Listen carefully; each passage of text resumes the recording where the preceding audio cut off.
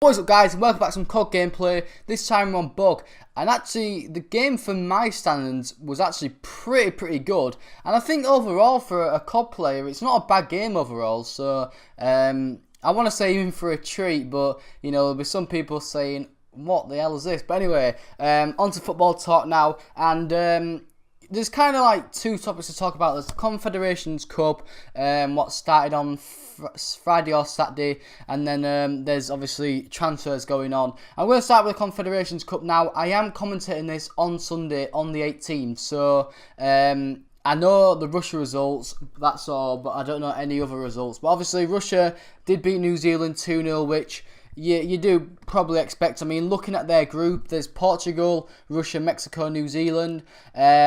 Second place will probably be up for grabs for either Russia or Mexico. I mean, New Zealand, no offence to them. The only really player I know that plays for New Zealand is Chris Wood, obviously the lead striker, who got about 20-something goals this year for him. So we'll see how well he does. I mean, he's going to be isolated up there. He doesn't have the players like he does for Leeds, so it's going to be hard for him. But Russia obviously beat New Zealand 2-0. It was quite a boring game, I thought, to be fair. There was a lot of...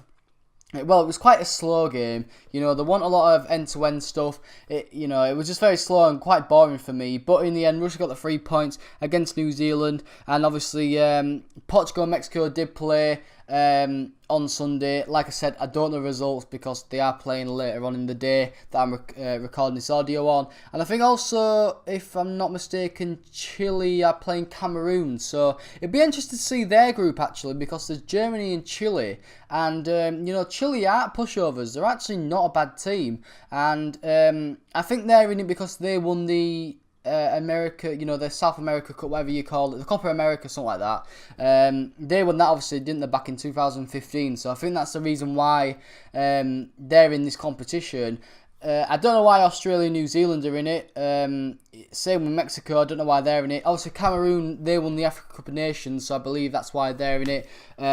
Germany obviously won the World Cup back in 2014, so that's the reason why they're in it. And then obviously Portugal won the Euros last year, and that's why they're in it. So I don't really know why Mexico, Australia, or New Zealand are in it. Obviously, Russia are in it because they're hosting the World Cup this year. But that Group B will be very interesting because, obviously, Australia, yeah, they will probably finish last. But, they've still got a few players that play in the Premier League. I mean, that Matt Ryan, their goalkeeper's just moved from Valencia to Brighton. Cameroon, they've got a few Premier League players playing for them. Chile, like I said, very good team, won't be pushovers. And obviously there's Germany. I mean, looking at it on paper, you probably expect Portugal and Germany to get to the final. But it'd be interesting to see that if Germany do win the group and Chile finish second, then I'm guessing, Chile will play first of Group A, which could be Portugal, and it could be, very interesting to see how that result happens. I mean, I see Germany getting to the final, quite easily. I mean, there's only really Portugal that they might have a kind of a hard game against in the semi-finals. But, apart from Chile and Portugal and Germany, I just don't see anyone else winning it. I mean, I hope Chile win it, to be fair, give them a bit of a boost. They've got a few good players, but like I said, for me, I see Germany winning it, but I do want Chile to win it. Anyway, that's my talk for the Confederations Cup. Hopefully, all the other matches will be better than the game against Russia and New Zealand, because if it isn't, God, it's going to be the worst Confederations Cup ever. But I kind of like this competition because, it is kind of like the World Cup, except there isn't as many teams, obviously, and it just gives you a bit of kind of international football, because when the Euros and the World Cup happens, football is such a massive part for everyone, and I think it's just going to be really exciting, and it'd be good to just watch a different team than England, because England are crap at the moment. But anyway, on to transfers now, and I think there's only one place to start, and that's probably Ronaldo's situations. Apparently, about 2 or 3 weeks ago, I think it was 6 weeks ago, he already said that he wanted to leave Madrid. Is it true? I don't know. A lot of stuff are coming out that he apparently spoke to his agent, he spoke to his Portugal teammates saying that he wants to leave. I mean, the funny thing is, this thing has kind of come after his allegations for Tax fraud, I think it's something like 14 million, which is just absolutely bizarre. I mean, that is incredible money. 14 million, that is mad. But yeah, I don't know if they're true, and I don't know what to believe, because like I said, you know, these allegations of the tax fraud is obviously came before all the stuff about wanting to leave Madrid. And obviously if he leaves Madrid and leaves Spain and goes to a different country, then I don't think, you know, anything to do with the tax man will happen. So, you know, obviously his destinations are meant to be PSG or Man U. I do think he'd probably favour a move to Man U, but, you know, with PSG, they will offer him a lot of money, and they will probably offer you know, more money than Man U. Even though Man U are one of the richest clubs in the world, I still think PSG will offer him more money a week, and also for the transfer fee. But it'd be interesting to see if he goes anywhere. For me, you know, it's just that doubt that I just don't think it's true, and I just think it's a whole lot of rubbish.